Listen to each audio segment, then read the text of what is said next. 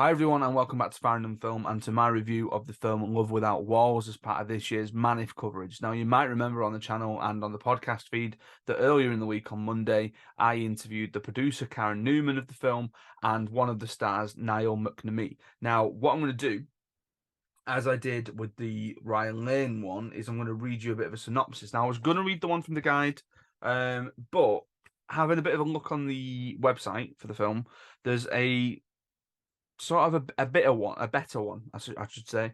It's a bit lengthier, and it sort of sets the story up, I think, pretty well. So, Sophie and Paul, an aspiring musician, can't pay for their London rent and turn to their family and friends for support.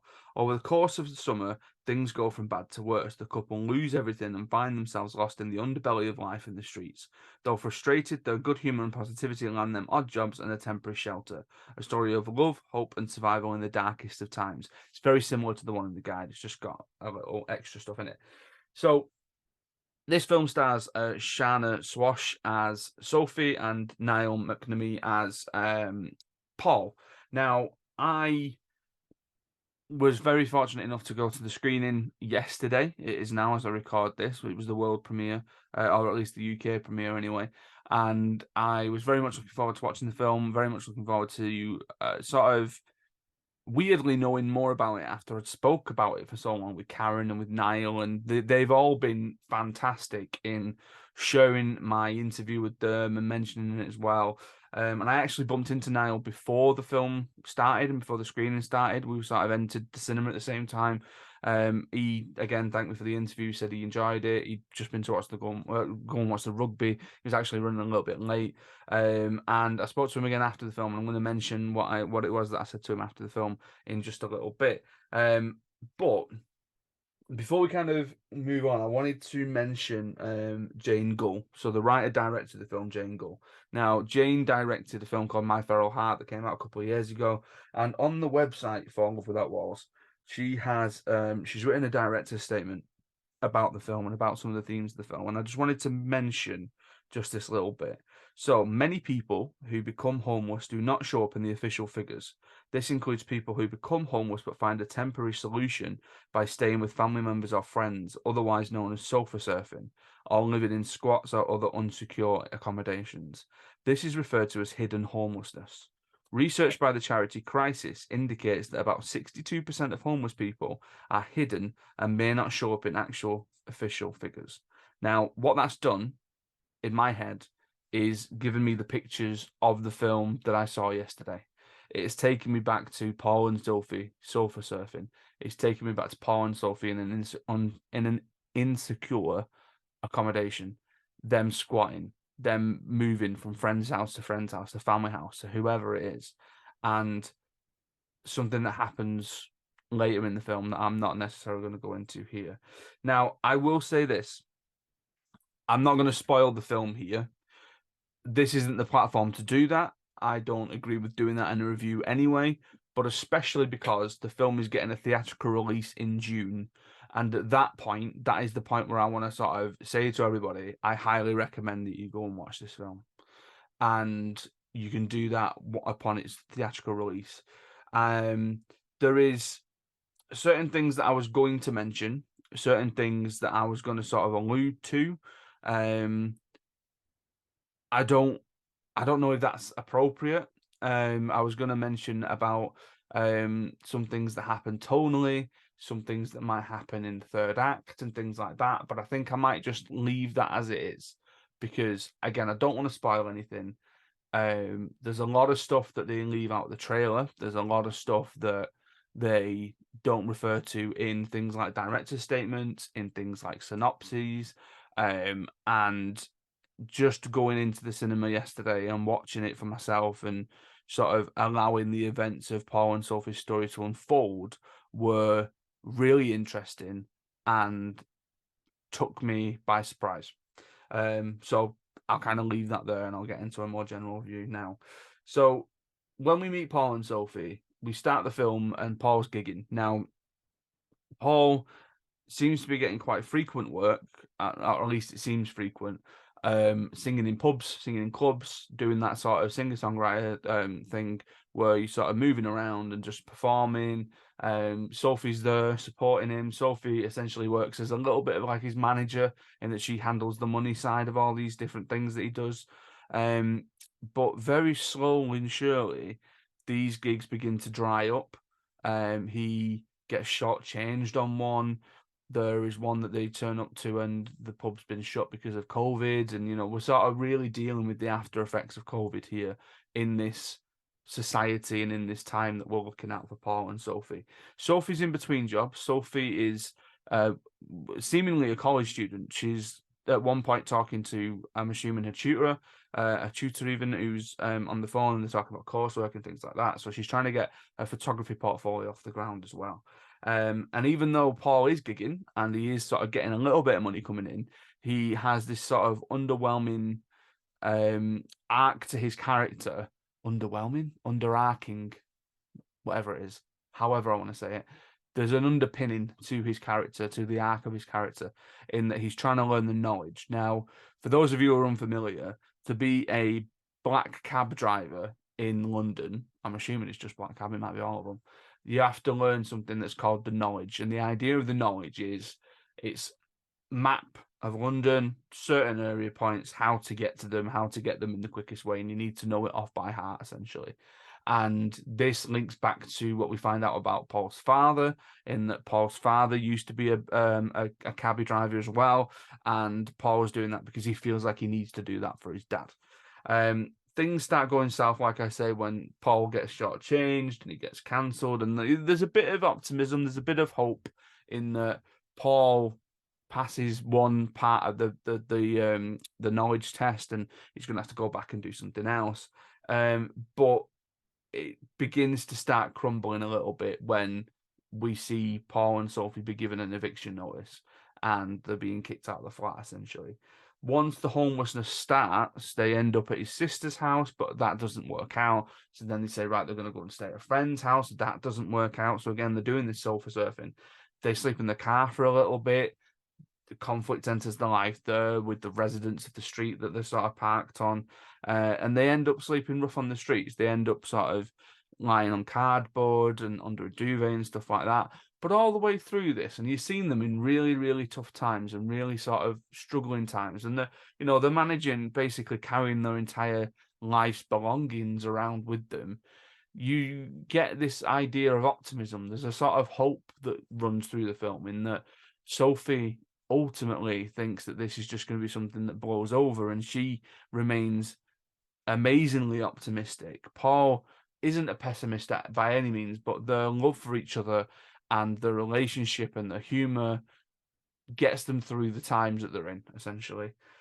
Sophie gets a job in a hotel. Paul gets some temp work, labouring, so they're getting a little bit of money in, but then that always comes at the sort of expense of, yeah, it's a little bit of money, but then you're having to use it to get this, and you're having to use it to get this. So there's no sort of leeway or sort of chipping away at work to save up for a house or to save up for a flat or to do anything like that.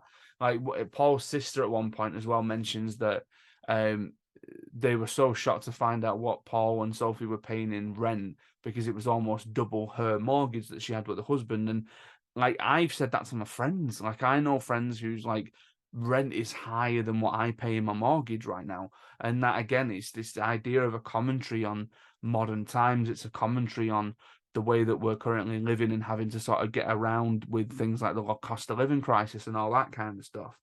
Things continue to spiral.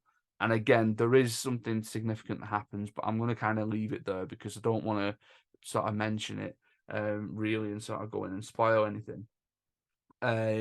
Music plays a very significant part of the narrative, not just to support the scenes of Paul as a struggling singer-songwriter with all the songs that we know from my interview that Niall had sort of kept away and he had sort of ready with him, and he was putting into the film to sort of fill the sort of musical gaps and things like that, but also to complement the film's emotions and to show more of Paul's story, specifically the song The Knowledge. Now, since I watched the film, I've listened to more of Niall's stuff, and there are some songs that are in the film that you're available to listen to now. For instance, like Step by Step, you can download now on Apple Music and things like that, and you can sort of have a listen to that. I can't wait to have a copy of The Knowledge. I can't wait to have a copy of that song and listen back to that song, because as I said to Niall in the cinema foyer afterwards, before I took a picture with him, I went over to him and I shook his hand and I said, "Congratulations on the film, but I tell you what, you effing killed me with The Knowledge." And he was just like, "Oh, really?" And I was like, "Yeah." I said that was the part where I teared up, I welled up, I felt it, I felt the emotion, I felt where it is, where it lands in the film is perfect, and that's credit to Jane.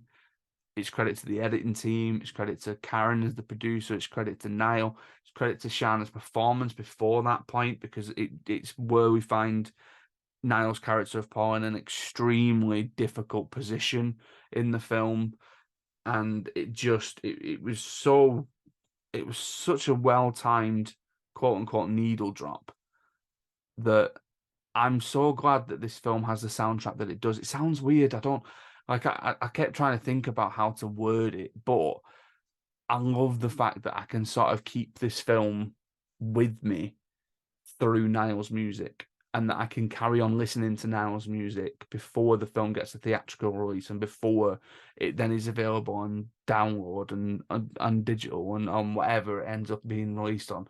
Like, I'm probably going to go and see this again when it gets its theatrical release. I'm definitely going to buy it at some point in some version. If it gets a Blu-ray release, perfect. If it gets a digital release, that'll do. I'm going to own this film at some point. And I'm just glad that for the time being, I have Niall's music to sort of pin that together, because I don't want to. I don't want to feel like I have to sort of put this film down. I don't want to feel like I have to sort of leave it, and I can sort of move through the year with it. It's there. It's in my list. It's in my rankings. It's in my top 10. It is. It is what it is. It's it's an endearing and heartbreaking tale of optimism and despair with modern times. It's a beautiful film, which incredibly portrays again this struggle that people go through. Niall and Karen both said that the one thing that they want people to take away from this film is maybe looking at homelessness a little bit differently. And if I'm honest, I think I'm going to do that. And I'm not somebody who sort of shuns people away, but I'm also not the person who willingly drops a coin every now and again. I'm in an extremely privileged position to be where I am, to be doing the things that I'm doing, to be afforded the opportunities that I'm afforded. So maybe I need to give back a little bit more.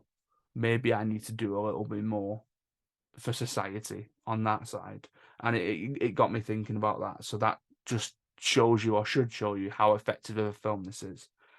And the incredibly emotional performances from both Shanna and Niall anchor the film perfectly in one of the most believable relationships I have ever seen on a film. There was never a point where I thought, I don't believe these two as a couple. I believed them from the minute I saw them. And that's down to them, their chemistry, and these unbelievable performances that they give in this film. I can't stress enough that you should go and watch this as soon as it's available. You should go and see this film. You should seek it out. If it has a big theatrical release, amazing, right?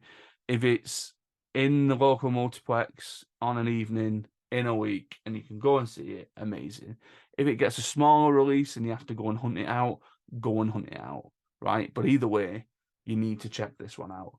And I will say this as a sort of aside from Love Without Walls, but also kind of mentioning Love Without Walls, is that two-hander that I've had so far at this festival, Ryan Lane and Love Without Walls, Jesus Christ, what a start. What a start to the festival. I can't wait to go and see more stuff. And it's just a shame that with it falling when it falls, and I'm working this week and all that kind of stuff, I can't get out and see everything that I want to see. So I'm gonna try and do my best and see a little bit more. But I'm definitely going on to the awards in the hope that, Love Without Walls is going to pick something up. I really hope it does. Um, I just, yeah, it was. I didn't think I'd like it as much as I did, because for fans of the channel and all that kind of stuff, you know the kind of films that I'm into, the thrillers, every now and again action set pieces and things like this. But for this to be as raw and realistic as it was, like I say, it's endearing. It's one of those films that I'm still thinking about. Saw it yesterday. I'm still going to be thinking about it.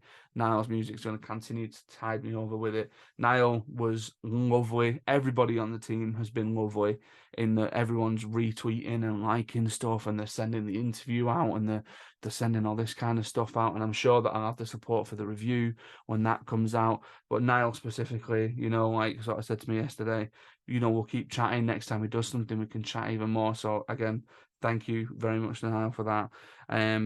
But yeah, I hope you can tell that it's kind of left a mark on me. It's left a sort of lasting impression on me, and I think it's good that it's done that. I think that's what a film should do, and this film did it, and this film did it perfectly. Yeah, I'm going to keep thinking about it. Definitely. Right. Thank you very much for watching. Thank you very much for listening. If you want to help support the podcast, go over to our sponsor, Off-World Tees. Use the code Farrand, that's FARRAND, for 15% off your order. Go back and watch my interview with Karen and Niall. Go back and watch my review of Ryan Lane, and stick around for my last of Us coverage. Spoiler alert, I'm recording it the same day as this. Ollie's in the wings waiting, I'm assuming. And come back for the rest of the MANIFF coverage, which I'm hoping is going to be at least 2 more films. Definitely 1 more, but at least 2 more. Doing what I can, people. I'm doing what I can. Thank you very much once again. Stay safe, look after each other, and I will see you next time.